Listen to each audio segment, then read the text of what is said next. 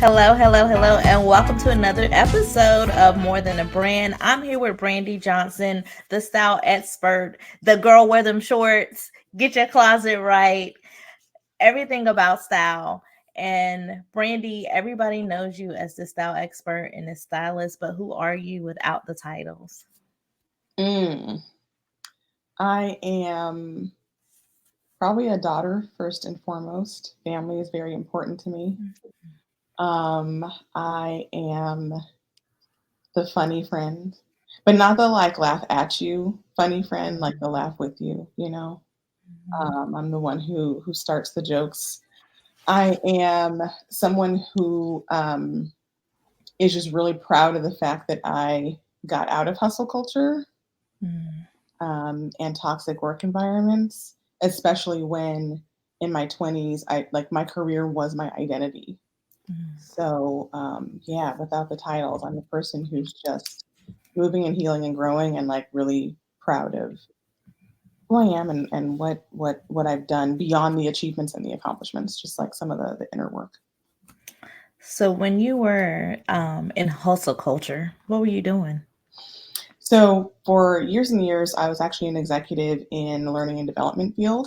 So I worked as a senior managing partner at a national consulting firm, specifically around education reform. So the mission to really, just energize and uplift and make better the caliber of who's coming into the teaching profession for our nation's Black and Brown children. So I did that for over 10 years, curriculum, instructional design, leading teams at scale, over 140 people. And I was responsible for a national product suite that went out to over like 40,000 teachers in the course of my time there. So lots of things. I was really well known in that space. Still am sometimes, like for the old heads in the crowd. But I that's what I did for years and years and years. Yeah. So how did you shift from being in that's a big jump from being in education to becoming a stylist? Yeah, everybody out there was like education to fashion, and everyone says exactly what you said. Like that's a big jump. And in Yeah. my head, it's not, and I'll tell you why. But I understand why everyone says that because, especially if you are in like education, social work, like adjacent spaces, you have been to some conferences and you know what the style is and is not in Mhm. them rooms. No shade. There's like a lot of sad cardigans. So yes, I do understand why people are like, how did you like what? So for me, I always say I'm a stylist, right? Like the style and body image and confidence coach, but like I'm not a fashionista. I was Mm. not a kid who like wanted to read Vogue magazine. Even to this day, like Met Gala comes and goes. I'm like, I guess y'all. Like I see my life. Like I could not basically be less interested in haute couture and like what that Mhm. world. Um, and of course informs like it's a trickle down, right? Like I have to stay up on it because it does trickle down into like kind of what we get mass market, but it is not a passion. And so for me, like fashion is an industry. Fashion is a $1 billion industry, and it's also something that is done to us. Like it makes us Mhm. feel away, right? It makes us feel like we have to keep up. It makes us feel like we're not getting it right. It makes us feel like, do I need this? Do I need that? Like consumption. Style, and I learned this from, I come from a family of Black matriarchs. I learned this from them. Style is personal. Style is how you get to tell the world who you are before you open your mouth. Um, and my great grandmother I had the fortune of knowing till I was 12 or 13 from a very small town in Louisiana. Shout out to Louisiana. I grew up in California. She was already there, by the time I was born. But I'm talking church hats, the Yes. gloves, like coordinated. Yes. And my grandmother, who's now 89, and I'm also just so blessed to still have her in my life, Mhm. she is style personified. I mean, like she has this funny thing she said to me the other day. She was like, Bran, she knows me Bran. She's like, Bran, last time I went to the doctor's office, everyone, oh, you dress so sharp, you dress so nice. And I'm just thinking to myself, Well, of course I do. Everybody else looking like they've been thrown away. She does not mince words. My goodness. Oh. So I grew up with this sense of like style is like the way that you express yourself, and it's fun and it's playful, which is I think Mhm. different from how I talk about fashion. So the leap was, because I have not answered your question yet, Lindsay. The leap in short was I always was like stylish. Um, have my little outfits together, and I have endometriosis, and so they're Mhm. always switching up my hormone medications, and so I had a very dramatic weight gain in my 20s. I was someone who had been the exact same size since high school. I was one of them people, and then all of a sudden, like literally in 6 weeks, I gained 20 pounds. Mm. Felt like it was overnight. I was devastated. I would sit on the edge of my bed and cry every single morning Yeah. because I had to go to client sites, I had to lead meetings, lead teams, and I didn't know what to wear, and nothing fit.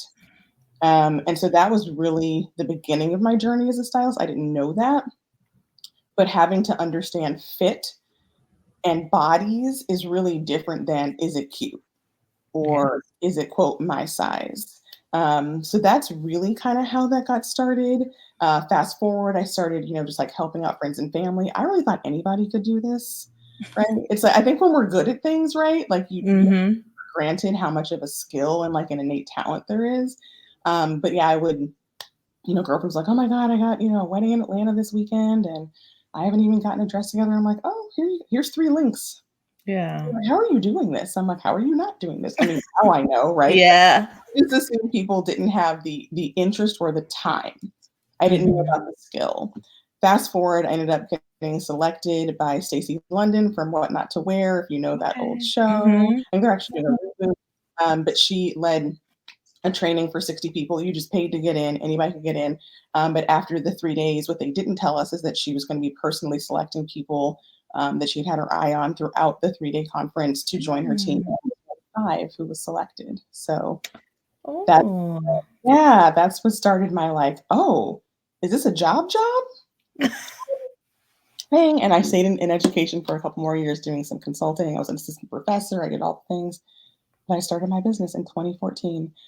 Sorry, 2012, actually. 2014 is when I went full time. But yeah, I just celebrated 12 years May 10th. That's exciting. So you unpacked a lot. One, I used to love that show. I used to watch with my mom. What Not to Wear. Stacy with the gray streak. Yes, that to me, that's the original binge watch show. Like that was Netflix Mhm. before Netflix. You would get caught up watching them people, and like 5 hours later, Yes. so invested in like, what are they gonna do now? Yeah. So I really that is an accomplishment of being on the working with Stacy. You said your grandmother was from the South, and you said some stuff that actually reminded me of my grandmother. I'm from North Carolina, so the hat, the gloves, the shoes. Easter Sunday, They do not play. everything does not play. I had my little patent leather shoes on at age 4. I mean, like they do not play. They do not. And I remember when I would come home from college when she was still alive, that was our thing. She would want me to pick her up. She had a car and she could drive herself. But she wanted me to come when I Yeah, come home from college and pick her up, and we would go to Dillard's or yeah, Belk's, yeah. the national Southern Black woman favorite store. Uh-huh, uh-huh. And we would buy, even at my college age, she want me to have the matching shoes, the matching belt, the She knew. matching purse. And I'm like, grandma, I'm like, I'm 18. Like, I don't want Right? I don't need to look like a church lady. Yeah, Like, I think you do. I think you do. You better show up. So I love that culture is just instilled in us as women, especially having strong matriarchs to look up to in that fashion. And then the other thing that you said is the you went through having well, you do have Mhm, endometriosis and then the weight gain. mhm, I myself can attest to having kids and then the weight mhm. gain and not knowing what to wear or how do I dress this new body. Yeah. And I just said that to my husband maybe about, I think it was last week. We was looking at an old picture of when my 3-year-old was like a baby. And I was like, oh my God, I dress terrible. Like, oops. I look terrible. Why did y'all let me go out the house like We don't know what we don't know. yeah? And he was like, "You just gotta find your style, but that is not it. Don't show that to nobody else." This picture stays here. Yes, this is a family picture, not for public consumption. But how do you help people when they're in that space, like the new body? How do you help them embrace? Yeah, that for me is it's something I'm so passionate about, and it's something again, I think as you go along in business, we're so busy comparing ourselves to other people, especially when we first start out, that it took me a little bit to understand what truly makes me unique and special in terms of the way that I style. Mhm. And so I call myself a fit specialist Mm, because 90% of looking polished and pulled together is understanding how to dress your body shape. mhm. 90%. 10% is style. And when I say body shapes, I'm not talking fruits, triangles, like there's so much noise. I'm like, I just don't know who's out there like, oh my God, I'm such a pear. Like, Yeah. let me dress my pear shape today. Like, it is not flattering and it is not, It's it just not. fundamentally just doesn't teach you what to do Mhm. because you can have body proportions in different places that don't align to apples and to, Yeah. it doesn't work. So the way that I teach it is very simple. There's 5 body shapes. Everybody's one of them. It's like the only time in your life where you're so excited to not be unique. Mhm. You're just one of these. And so I help you dress your shape, but it's really because it's dressing your body proportions. And so that's one of the biggest unlocks I help my clients with is that your body proportions have such minimal changes over time. Mm. Meaning, let's say your bust has always been bigger than your hips and your thighs, like pregnancy, postpartum, 3 years in, 10 years in, that is still the case. Mm. So even as your body may get larger, your butt and your thighs are never going to catch up if that was your natural body shape. So if Okay. you understand how to dress your top half and your bottom half, you then just get new sizes. And so, so often what happens is when we gain weight, which, in America and our society globally is frankly the worst thing that you can do as a woman. Mhm. It's like you can do anything. Go out there, girl, be yourself, but don't get older and don't gain weight. Exactly. Those are Yes. 2 things we can't have. Mm-mm. So it's paralyzing for so many women to experience body changes because no one teaches us how to do this. We Mm-mm. are taught that the only way to have style is to be smaller. But like you just said, I was talking about someone about this other day. I'm going to date myself, but like we romanticize the past so much, right? Like it's Mhm. like, oh my god, when I was the size this, when I was, and you look back at those pictures, and it's like, girl, we dressed like up and coming paralegals in clubs. At the club. I mean, like pinstripe blazers with a silk camisole. Like, what was actually happening? But you know what I mean? But like if you're someone who's Mhm. gone through body changes in your mind, you're like, no, like I was great then, I had style then, blah, blah, blah, blah. The message you're telling yourself and you're allowing yourself to believe is I was better then. Mm. I was better then. And I challenge my clients to think of all the ways you are so much better now. You're so much better now. Your capacity to love, to grow, to heal, to do big things in the world, to know what you want out of life. And so our style can and our bodies can be the thing that holds us back and feeling like I want to go back in time. Everything else is moving forward, but you want to go back in time to that body. So yeah, a lot of it is like just I always say, in the way that I teach, because I am an educator at heart, right? Yeah. You need 2 things. You need mindset for sure, which is kind of what Mhm. we're talking about, right? Like you like then was then. Yeah. Stop reaching back in the past. Enjoy those memories for what they were, but also enjoy your life now. Mhm. And then the second is you need style strategies. You can't mindset your way into a pair of shorts that actually looks good and you want to wear, right? I Yeah. mean, you could try, but like fundamentally, like you actually need to know, like, oh, okay, I need, a 4-inch inseam looks good on me. It can't be a stiff fat, like there's like technical things Mhm. that I teach my clients to just like take out all the noise. They have some really easy guidelines. They know how to shop. It's easy, and it just makes mornings more effortless. But yeah, when I was coming up as a stylist, over 90% of my clients were stay-at-home moms in Mm. between first and second kid. So I got really familiar with that life, right? And it was Mhm. I that time was so instrumental because it helped me with things like they would say things like they'd be like, okay, I'm gonna sign on with you, but like I just have one question. You can like hear like the trepidation, like, yeah, they're like, are you gonna make me look fancy? And they had these real fears, right? Of like, Mhm. this lady gonna come to my house and be like, here's some stilettos. I know you're chasing around a toddler, but like these are in style. Like, no. Yeah. So, like so much of it is about helping women with whatever stage they are in life. There's some Mhm. body acceptance, but when you get the clothes that really fit and you understand why so that you know how to replicate it, you can leapfrog over a Mhm. mindset. Like that's just what happens. It happens all the time with my clients. I had a client once who was she just had her second kid. She's like, I gotta lose 10 pounds. I was like, okay. She's like, I almost didn't hire you because I gotta lose the 10 pounds first. I was like, okay, here a little time. And then she did hire me. And she's like, I have a pact with my husband, like we're gonna lose it. She talked about 10 pounds. And I was like, I was tired. I was like, girl, do we want to go to the gym now? Should I just drive you here? Like, what are we talking? Like, this is really on your mind, right? But I get it, but it was Yes. like, so prevalent. And she was tired of like, college t-shirts, leggings, anything that could get like spit up on it, spaghetti, like she was wearing like rags basically, which is survival mode for so many moms, Yes. right? But Yes. then with like, I'm gonna try and like go to work, like what am I going to wear? Nothing Mhm. fits. I have a whole closet of, theory suits from when I was a lawyer.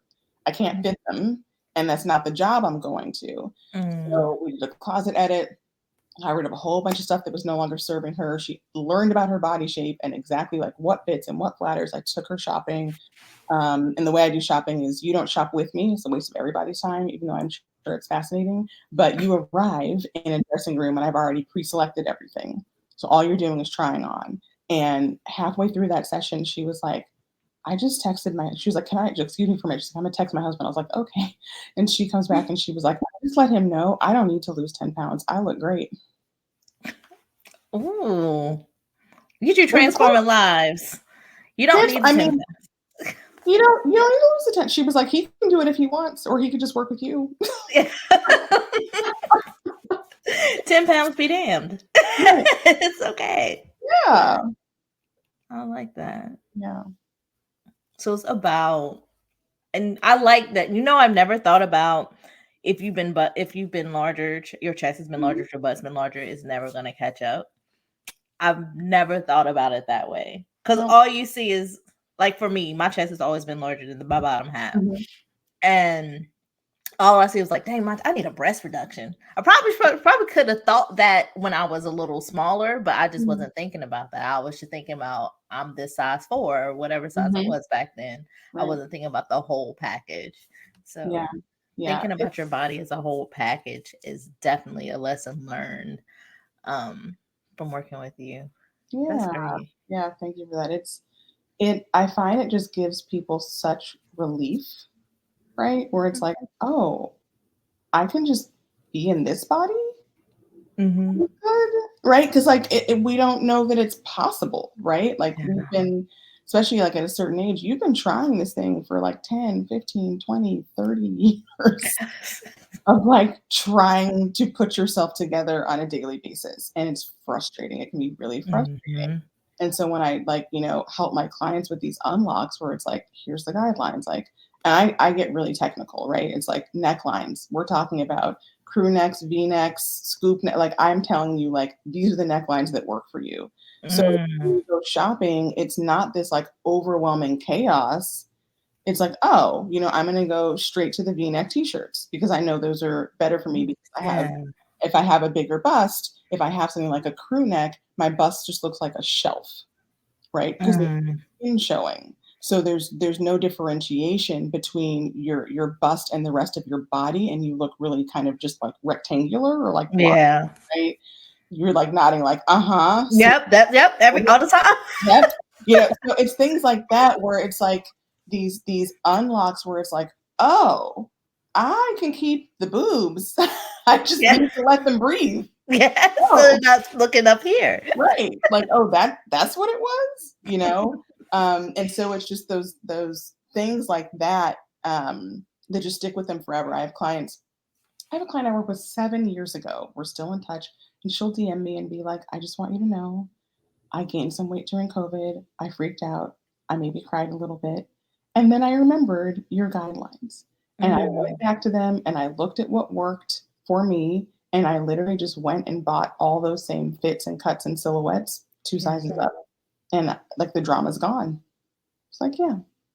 Because like we're taught that when you gain weight, lose weight, whatever, you have to relearn everything. Mm-hmm. You have to completely relearn how to get dressed, and that is so demoralizing. That's what has us, dressing in rags and sitting on the edges of our bed Yes. crying because you're like, how? If I don't lose weight, I don't know how to dress. And it's like, no, you can do it at any size. I love that. I love that. So you were in education. Did you always want to be in education, or what did you want to do? What did 10-year-old Brandy want to do? She was going to be a cardiologist, 100%. Okay. She's going to be a cardiologist. I had my whole specialty picked out. Um, I always thought I was going to be a doctor. I never thought I would go into education. This is going to sound so ridiculous. I didn't know education was a major. Like Mm. I thought teachers just came fully formed from somewhere. I don't know where they came from, but they just appeared on September 1st and it was like, here's your teacher. Like I had never even given any thought to like Mm. where these people how they were allowed to be in front of me. Why are they teaching? Right. It was just like, hey, Miss So-and-so. And I think it's important to know I went to private school K through 16. So Mm. my educational experience of having teachers was like they were like mini professors a lot of times in like the school cultures that I was in. So I was like, yeah, that's just, Mr. So and so, Mrs. So and so. So yeah, never thought I didn't like kids as a kid, right? I was that kid who was like so quiet so I could ear hustle on the adults' conversations because it was so much more interesting than like Hmm. playing hide and seek. Like, get out of here with that. Like, there's I don't some have time for games. right, there's some real tea happening with these two aunties, and like I'm 8 and I need to know it. So I didn't really like. I mean, I had friends and all that, but like I think sometimes people in education are like, oh my god, I've always loved. I babysat. I nanny. I'm like, Mm. no. So I did not think I would be going into education, and my major was like undeclared. And I decided I was going to do biomedical ethics. I don't even know what that is. I don't know where I found it. It It sounded so, sounded good. it sounded so good. Did my whole freshman year, and then beginning of sophomore year, a friend of mine was like, "You should come check out this class." I went to Brown, and there's like a period where you kind of like shop classes before you Mm. decide what you're going to do. And I was like, okay. She was like, it's an education. I was like, education? Like again, mind blown already. Like this is a thing. And she had like a very like Brown University title. We get made fun of a lot for like, majoring in basket weaving, which you can't actually do, but if you could, if that would be the school where you would do it. And it was like contemporary schooling and the American dream. I was like, I have no idea what these words mean. She's like, just come. I was like, okay. And that class, from the first class I was hooked, signed up, changed my major, everything. It was about how systemic racial inequities live out in schooling. Mm. And I had never thought about it before. Obviously, as a Black woman, even as a Black adolescent at that time, I had experienced racism, right? Like I knew what to Mhm. talk about in our family, but it had never occurred to me. I didn't understand because they don't want you to understand how systematized it is. Like Mhm. how just like built in to the fabric of literally everything we do is keeping Black and brown people away from wealth Mhm. and access and education. So that was where I was like, oh, well, this has to change. And so I became an education studies major, minored in African American studies, and went on to get my master's. And I taught, and then I went on to join a consulting company, focused all on that. But yeah, if you would ask 10-year-old me, would have been like, Edja, who? What? Well, Like, absolutely not. Like, no, I'm a doctor. I actually applied to pre-med and then withdrew my application. I was like, no, I don't want to do it. That sounds like a lot of math and a lot of science. it does. So 10-year-old you wanted to be a doctor. So would you say 10-year-old you was proud of you stepping out of your comfort zone? Yeah, I think 10-year-old me. and we ride together still. She I think my parents are divorced, been divorced since I was like one. Um, and I specifically remember my 10th birthday party was the first time my dad and my stepmom had hosted my birthday party. Mm. And it was like a really big deal, like big sleepover. The theme was La Isla Bonita, the Madonna song. I'm just going to put that out there. Y'all can Google it and figure out exactly how old I am. But that was one of the jams at the time. And I think for 10-year-old me, and something I still like decondition all the time, Mm-hmm. being smart, getting good grades, and like more or less just like taking care of myself. Those were my jobs. Mm. Those were my jobs. Getting into private school, that was my job. Getting good test scores, that was my job. And so how that's, played out as an adult is so much perfectionism, so much belief that if I don't get it right, I am letting everyone else down because I'm not doing my job, right? Oh. And so that has been something where business in particular has been so helpful for me to be able to unpack that. Because when I was in nonprofit management, I also did a stint in corporate for a few years. Like there's no time by design. There's no time for you to reflect on how to be a better person. All of the time is spent, like for someone else, Mm-hmm. whoever's paying your paycheck, right? Exactly. So some of those patterns and cycles of just, all the false urgency and like things had to be done yesterday and, being made to feel just like dumb for not being able to understand something like before they had even said it. You know what I mean? Like just so Mm-hmm. much of that toxic culture. Um, really being in business for myself has been so instrumental in me understanding how much of that is just flat out white supremacy, and how to build a business that's different for myself and allows me to have more facets than being perfect, because we know it's not really the It's goal. not. It's not. It's not. It's not attainable, or Mhm. you can't even keep it. You can't sustain it. Even if you achieved it, you wouldn't be able to sustain it. Mhm. Mm-mm-mm. That was good. Mhm. So, Brandy, where can they find you on social Yeah. media? Yeah, I am everywhere at Brandeis Nicole. My full name is Brandeis Johnson. I go by Brandi Johnson since fifth grade because I was tired of people mispronouncing my name. Um, but my entire immediate family and my close friends call me Brandeis. My middle name is Nicole. Wait a minute. Where did Brandeis come from? Because that's unique. Yeah. So my mom, her name starts with a B. She's a Beverly, and she was actually in nursing school.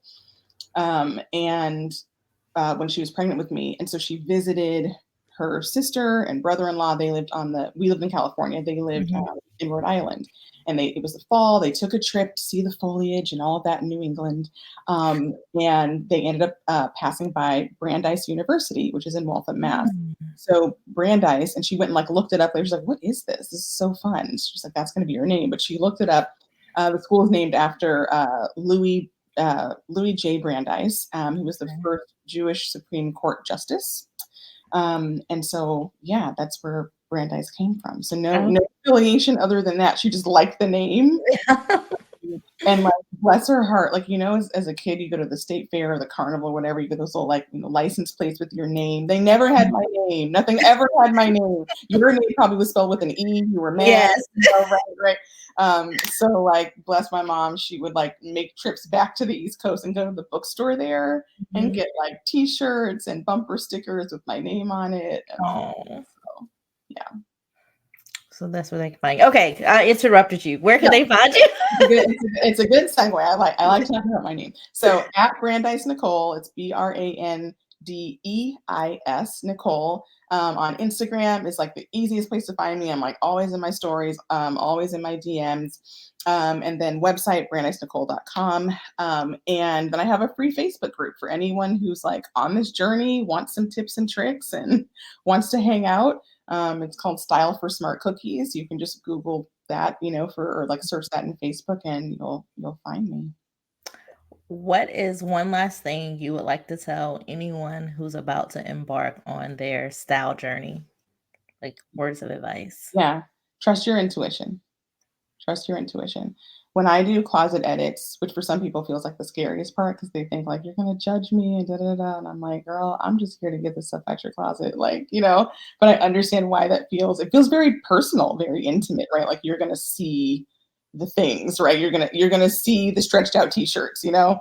But 9 times out of 10, literally 9 times out of 10, probably more than that, whatever we get rid of, you weren't wearing anyway, Mm, or you were wearing it and hating it and knew you were compromising, but you just didn't know what else to do, right?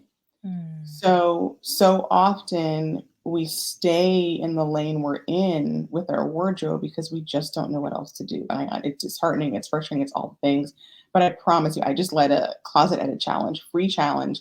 Over 165 people registered. It was like amazing. It was a 3-day thing, and I've gotten such great feedback. And for people who are like afraid to let go of things, because that can be a thing. We talk about scarcity and all. Like I go deep, y'all. But in short, everyone was like, the things that I like finally just let go of, now all the clothes I'm left with work so much better with each other. mm, Because like they fit me right and I like wearing them, you know. So like having less but wearing it better, that's going to set you free, right? And I say this as a self-proclaimed maximalist, right? Like mhm, I am an overconsumer, so I'm not telling you, you know, you have to like be a minimalist, but I do mean trust your intuition. If it's off, I can teach you the vocabulary and give you the perspective on why something doesn't work, which sometimes is very like validating. But even without that, just trust your instinct. If you try something on 3 times in a row, it's not for you, and that's okay. mhm, There are other clothes out there. So just really trust your intuition. You know more about how to dress your body than any fashion magazine is ever going to tell you you do, because they need your dollars. They need you to feel insecure about it. mm. I love that. Well, thank you, Brandy, for joining me. This was a great episode. You gave me some insights on. I'm about to go look in my closet. I know I got quite a few. I got some. I got a Dare T-shirt, and that is Yeah, yeah. an original Dare T-shirt. There we go. Okay. It is Okay. I can barely I hanging can on. see the Reagan era commercials right now. Yes, Like I can picture it.